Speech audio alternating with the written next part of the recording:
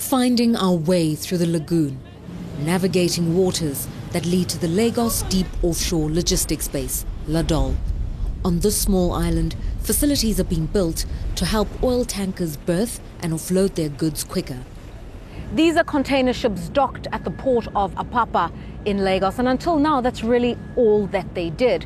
But now that oil's been discovered right here in Lagos State, a private sector company has seen the opportunity to build a deep offshore logistics base to support the burgeoning oil and gas industry in the economic heartland of the country.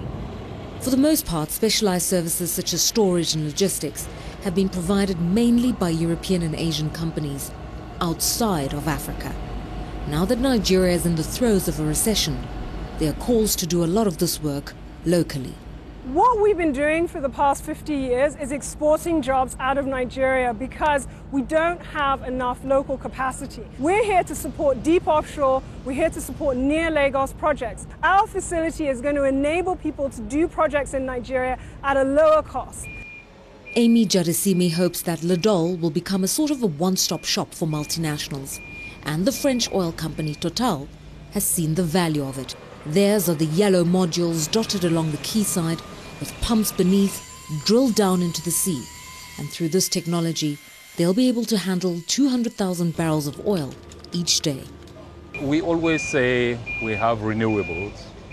We have all sorts of other energies that are coming onto the market. But for the next 50 years, the future still is oil and gas.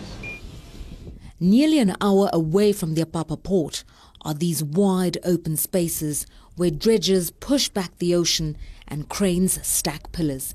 It's a massive construction site laying the groundwork for Nigeria's largest privately owned refinery, bankrolled by Nigeria's most prominent tycoon, Aliko Dangote. We can refine 650,000 barrels per day, and it can produce huge quantities which is sufficient for Nigeria and excess of 30% of petrol, diesel, kerosene, aviation fuel and all other products. The refinery will also have an oil trading post so that the Dangote Group can lock in sales.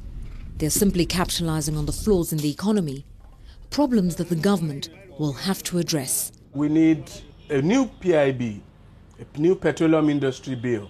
We've not even placed an executive bill before Parliament. But the good thing is that we now have a big plan, the 7 big wins. The 7 big wins is a plan by the Ministry of Petroleum to root out corruption, deregulate the oil industry and increase local investment. It's hoped that with local investors, it will open up the sector and create thousands of opportunities for communities desperate to escape poverty.